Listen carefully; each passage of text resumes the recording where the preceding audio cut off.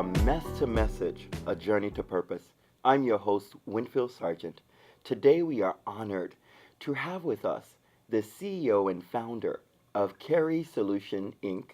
and author of the highly anticipated book, Chipping Away at the Mass. Welcome, Miss Keriann Knight. Thank you. Thank you for having me here today. I'm so excited. We're excited to have you. Now, tell the viewers, where did Keriann's journey begin? Who is Keri-ann? Wow. Keri-ann. So Keri-ann basically grew up in Jamaica, Kingston, Jamaica. I am the last child of 5. So I have 4 siblings, 2 brothers, 2 sisters, 12 years apart from my last. So my mom didn't plan to have any more. Okay. And, but I'm happy that they decided because Yes. I feel like I am a miracle. Yes. I feel like I'm a blessing. I feel like I'm a change agent in my family. And I did a lot different from everyone else. And I took the brave step of coming here to the United States in 2000, really for modeling. I started my modeling career at the age of 15 in Jamaica, because I'm tall, I'm 5'11". Okay, yes. So everyone always complimented me on, my height, my beauty, and I decided that I was going to, get into modeling. Yes. Actually, my sister is my role model because she also was a model as well, and she would always push me to get into the industry. And I started with an agency called Pulse, model agency, and I modeled there for about 2 years, and I decided to be a model for the Supermodel of Jamaica, where I was 4th runner-up, and the top 20 models were given the opportunity to come to New York, the big city. Oh, that was exciting. Yeah. So I came here, very brave, at the age of 16 to land a modeling contract with one of the biggest agencies in New York City, and it wasn't what we expected. It's tough. Yeah. It's a lot of people come here and they think it was just like, oh, I'm so pretty, I'm going to hit the ground running. Then they look around like, ooh, there's a lot of competition. Yeah. Yeah. Yeah. And I quickly learned that it wasn't just the glitz and the glamour. After a while, I felt like I was a starving model. It's sort of like you had to compromise a lot of your ethics and morality to get ahead. Yes. And so, I decided, you know what? I did a little of it, and I decided I wanted to go back to school. I said I needed something that I can fall back on. And I'm from a family that's very rooted and grounded in, in God and faith, and we're Christians. Yes. And so a lot of my decision was based around that, even though I wasn't a Christian at the time, but we had that foundation. And I went back to Jamaica, and I decided I'm going back to school. And I got my international visa to come back, and I came back, and I'm telling you, I came here with $100 in my pocket. So I've always been one that just wanted more. Yes. I had, even in my doubts and my fears, I was a go-getter. Yes. And I'm an entrepreneur by heart because of my family again. My parents, they own their own store. So I grew up in a trimmings and accessories store, and my dad is a tailor. My mom is a seamstress, so they work together. So this is what I grew up around, and this is what I saw. At the age of 3, I'm sewing on buttons, and so I'm always in the fashion, and and that's where Keri developed her sense of the fashion industry and the love for wanting to be my own, and I couldn't really get with the corporate, the 9 to 5. Yes. And I've always also had a passion for people. So even though it's sort of an irony, Keri's shy but yet loves people. Yeah. And outgoing at the same time. So I am a shy person, but when you get to know me, I I'm just so, I love on people, Yes. right? I've always wanted to help people and do for people. So I got involved, working with autism, an agency that provided therapeutic services for special needs kids. Yes. I knew nothing, absolutely nothing about this industry until I was given the opportunity to work for them. Okay. Granted, my background at this point was marketing. Yeah. So was that what Business. you came back and studied? So I came back to actually work to study international Relations or something? actually hospitality management. Okay. Wanting to be in tourism. I sort of wanted to walk in the footsteps of my sister. Yes. Because that's what she did. She traveled the world. She was always, after modeling, she worked a lot with the hotels. Yes. And so, she was in PR and all that. So I knew it was something along those lines. But then when I came to New York, I realized the type of tourism that we were used to Is not the same here. Yeah. Yes. I learned that myself. Yeah. I surely did. Yeah. Okay, So- so you studied the marketing So I decided to change my to change major. it to marketing. I did marketing and communication. So my major is actually marketing, international, with a concentration in international marketing, and minor in communication studies. Okay. And so what led you to working? What I knew there was something there that just said, "Oh, I'm going to go do autism." But what led you over there? It wasn't planned. It Okay. absolutely wasn't planned. After having my first child, Matthew, I was trying to find a job. Okay. And I had just graduated with my bachelor's from Baruch College. And here it is. I was like looking for, you have your ideal thing that you want to do. Yes. Thought you were going to land a job with this big marketing firm, having that degree. And I had a rude awakening. You sort of have to start entry level Yes. sometimes to get the experience, right? And so I started working for a small company that did tutoring. So I was still doing some type of marketing because I was out selling that type of service to the schools. While doing that, I met this awesome person that worked with the agency that I was working for that provided autism. And she said to me, I had to follow up with her on a weekend, and she said to me, "You're amazing. You work on weekends? Oh my God." And we started to have a conversation. She said, my job is hiring. Yeah. And she because of what she saw in me, she was able to put in a good word, and I was able to start working for that company. And I worked there for 9 years. And they just they took a chance. They took a chance. They took a chance Yeah. because you just said it was about marketing. Yeah. So they took a chance, and that is so necessary It was. now. Yeah. Not as well then as it is now, because we all deserve a chance. Yeah. Not because we might not have the degree, or we might not have the label, or we might not have the experience. We all deserve a chance. I'm telling you, it was such a key component to where I am today. Yes. Because as I said, I'm very passionate about being in the community, working hands-on with people and making a difference and helping someone along the way. Someone can call me about one thing, and if they tell me they're in need of something else, I'm going to find that resource for them. It's about taking care of the total person. So I'm not about, I don't know, but I'm always trying to find a way to help that individual. And that was one thing that I saw. And even while I was working there, I told myself, maybe, because I was still toying with the idea of maybe I should be a therapist. And without having my degree, my company, in the latter part of me working there, they gave opportunities for people to work as a behavioral therapist under clinical supervision.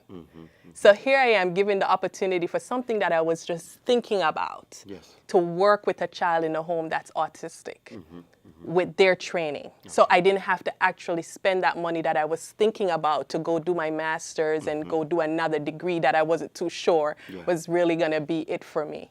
So I had the opportunity of doing that as well. So I was working part-time as a behavioral therapist, being an outreach liaison for the company, meeting different doctors and doing presentations, very involved with the walk, the autism walk, working one-on-one with parents, helping them to get the services that they need for their children, and hearing the heart of parents that were really, really hurting. They were hurting.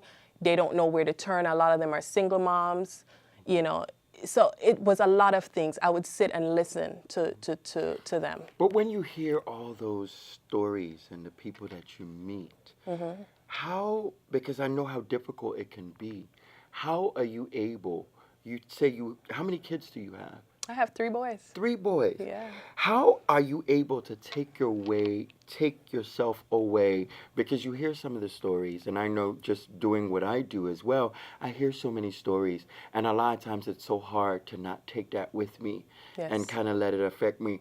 For how do you not let that seep in? To my personal. Yes. I do a lot. You have to be able to find balance. And within the past 2 years, I really, really, especially when my 3rd child came, because I had to now take a step back and understand that this is the time that I'm out doing this. This is the time for my boys, because I find I was doing both. A lot of times I'm with my kids and I'm still trying to,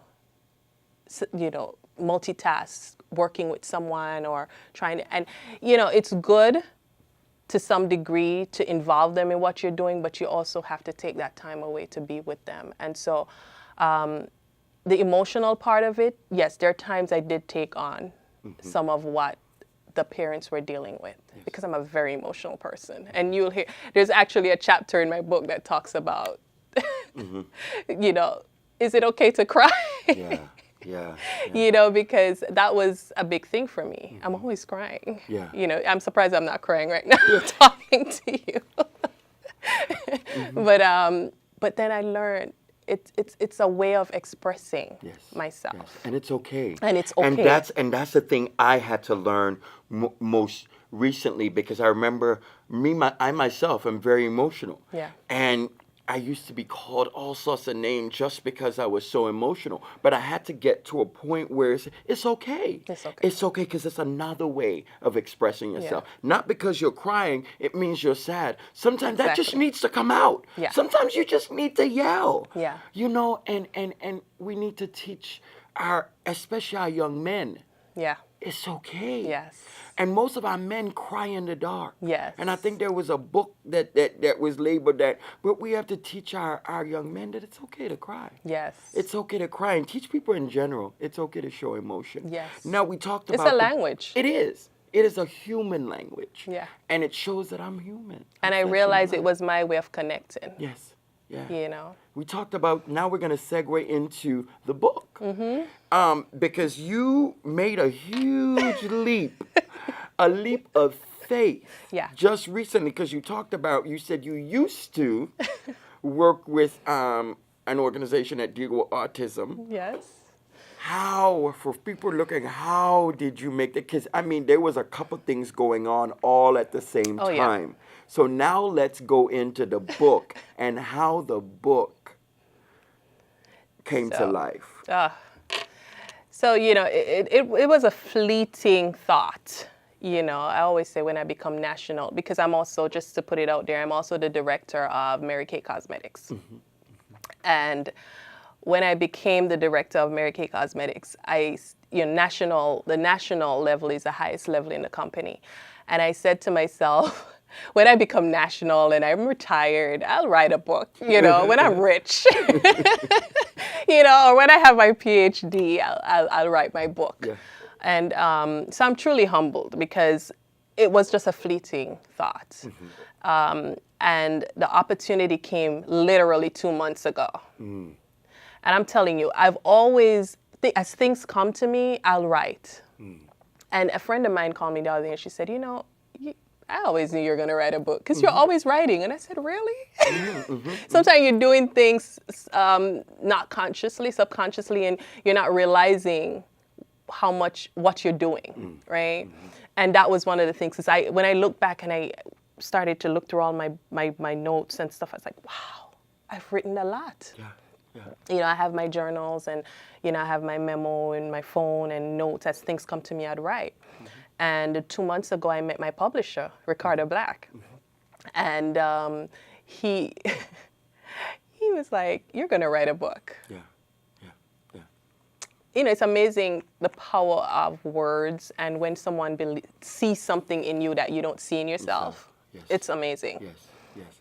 And of course, I'm thinking, okay. He said, when do you want to publish this book?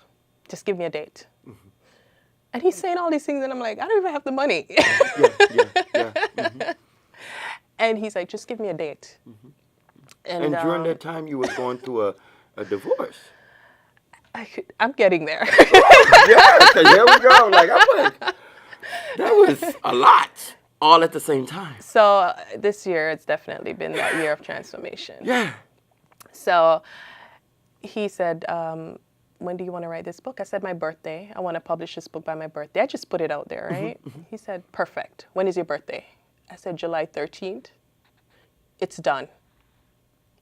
Yeah. Those were his words. I was like, okay. I'm telling you, the minute we were decisive, everything came into place. It was just going, I mean, we went on a schedule. He said, okay, this is what you need to do. What's the title? And we explored titles, and I told him why this would be, because funny enough, a week before, I was writing different titles for books that I would want to publish at some point in my life, not knowing it was going to be 2 months later. And it happened, you know. Then he says, okay, you need to do a draft, first draft of what, you know, of your book, and you know, get the chapters, you know, that you need, you know, titles and all of that stuff. You know, he basically gave me a layout, a plan to follow. Yes. You know, we got in his system, and it was just every night. You know, of course, I had to burn the oil, you know, get those kids down early. And it was, I was up. I got very little sleep. But, you know, when you're working on something big, you know, you just got to put in the work. And I'm telling you, it will come to pass. And, so this year, you know, has definitely been a year of transformation for me. Hence chopping off my hair. So this is my new look. You know, it really signifies freedom. Okay. It signifies a new me, taking away, getting rid of all the dead weight, you know, shedding some stuff. So it's, and I'm still in that process, and that's why it was not chipped away at the mask, but chipping away, because I'm still chipping. And, you know, he said, there's a part 2 to this. I said, absolutely. Because as we are doing this, we were literally unmasking stuff, and there was more things. It was like layers. You know, I was discovering things about myself I didn't realize, things that are deep-seated stuff that I was like, wow, some emotional stuff. And I was like, wow. So, you know, this past year I went through a divorce. That was a major thing for me, because it's 12 years. 12 years of battling, trying to figure out, it was an inner conflict, trying to walk away from this. And I finally made that decision. And when I made that decision, there was no influence, no external influence. And that's why I felt so empowered, because I didn't have people in my ear. I just got up one day and I said, I've had it. This is enough. And that's when I know this is the beginning of self-love for me. Because when you allow someone to dictate your being, when you allow someone to break you down, when you allow someone to control you, you realize you're lacking self-love. And so I had to start to begin to love Keri again. And I talk about that in my book, self-love. And just, I said I felt like a flower that died. So now this flower is blossoming again. So yeah, so this past year it was a journey, and then in December it was back to back, Yes. because in December, my business also took a downturn. I lost a lot from my business. I met in a car accident in December, which changed everything for me. And that's one of the things that helped me to make the decision to walk away from corporate America just this past June. Because I realized there's so much more to Keri. This was also the beginning of Keri Solutions, branding my company. And so, yes, Mary Kay is still a huge part of what I do. Mary Kay is, it has helped me to change a lot of lives, put a smile on someone's face. You saw we went into the nursing home. Yes, we did. We actually worked on that together for the senior day. Yeah. We went into the Crown Heights Nursing and Rehabilitation Center, and we did makeovers, and that was so awesome to do that with you. Yeah. Yes. It's an awesome feeling, and being able to go into the shelters, and so these are things that I'm passionate about, and I'm telling you, outside of Keri Solution, my non-for-profit is about to be born. Keri Cares. Okay. So it's a lot happening. Yes, I know, and we are so we're just so in awe of the greatness that is coming out of the goodness. Yes. Greatness coming out of goodness. Yes. And it's a journey. It's a journey. So I want you to share with someone, how do you get over? How do you make that leap? How do you actually say enough is enough and actually take that next step? It starts with the mind. Yeah. It absolutely starts with the mind. You have to first visualize yourself where the end, not even the end, but where you want to be. So a lot of people, it's not easy, because for me, I now had to plunge myself and associate myself with people that were where I want to be.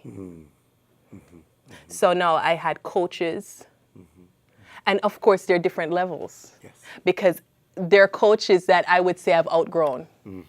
I learned the lesson that I need to learn here, and now I'm here. I have another coach for this season, and I'm here, and I have another coach for that season, and there will be another coach and mentor that I need for the next level. And that's what I've learned. And that's what that person needs. They need to find that individual that is going to give them that tower of strength, that's going to encourage them, that's going to help them to shift that mindset into a positive way, and to show them they're greater than where they are.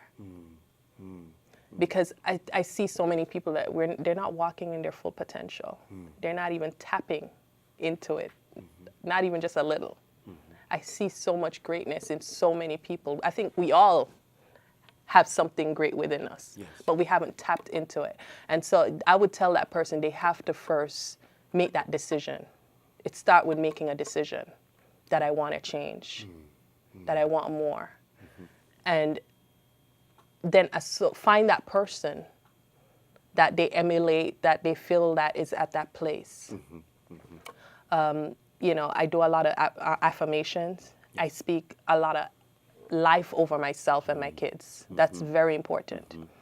I listen to a lot of audio tapes and read a lot of motivational books. Those are the things that get my mind right.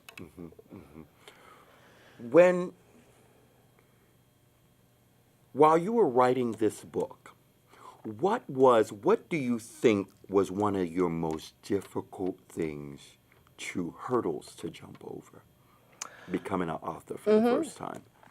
There are two things I realized about me. I was too concerned with what people are going to think. And then I realized this is part of what you're writing about. Exactly. Yeah, because we go through this whole thing, the second guessing, and then we look for external approval when we Yeah. need to go internal Yeah. and get our internal approval and hire and we look for approval and opinions of others who have no idea Yeah. of us. They had no idea of our creation Exactly. instead of trying to tap into the one who created us. Yeah. Yeah. Yeah. That was one thing. And talking about my relationship, my toxic relationship for the past 12 years, that was something I kept hidden. Unless you were very, very close to me, Yes. you will not know what I was dealing with. And I wore this mask. Yeah, yeah. Because we talked about it behind a smile. Yeah. Because we go through life just smiling, Yeah. but we're dying on the Yeah. inside.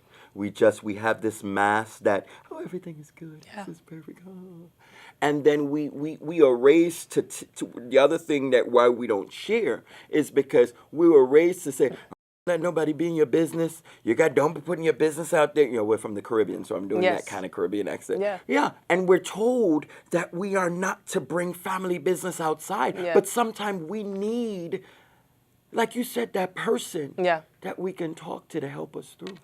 When I realized that the purpose of me writing this is not about fame, it's not about anybody else, but the person who I want to help to overcome Exactly. similar situation, then I just forget about all of that. Yes. And that was something that I hold on to be able to stay focused on the main goal. Yes. Right? It's to make a difference. Yes. It's to change someone's life for the better. What would you say to someone who is in a toxic relationship, a controlling relationship, living under the iron fist, like you read in your book? What would you say to that person? Let's say we're talking to Keri just 2 years ago. What would you say to Keri? Get out. It's not that easy. No. It absolutely isn't. Easier said than Easy. done. But you have to get help. You have to get help. You have to be willing to receive the help from someone who has shown themselves worthy because of even helping you. Because what happened is a lot of people have opinions. I've lost friends because I've stayed this long in the relationship. Because people thought I was being stupid. People thought I was being weak. People still think I'm weak. Yeah. Well, you know, Because, there's another phase or aspect of it after the divorce. It's not just 1, 2, 3, but just you said, get out. Get out. Get out. Get out. Well, we are about to, this is just a great conversation. I Yeah. can go on and on, Yeah. but we need to wrap it up. And we want to say thank you. Thank you so much. And we encourage you to go out, look for Keri-ann's book. It's going to be out this fall. And remember, throughout your journey, there are people who can bless you, and there are people who just don't even know you. So remember to always lead with love, because love always wins. Thank you.